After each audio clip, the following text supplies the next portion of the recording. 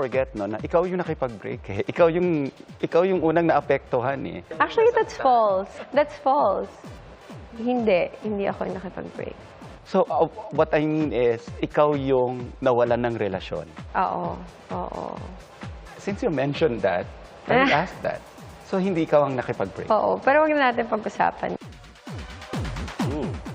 Sabi ni Bea, maiging iwan na raw ang lahat sa nakaraan bilang respeto sa pinagsimahan nila ni Dominic Roque.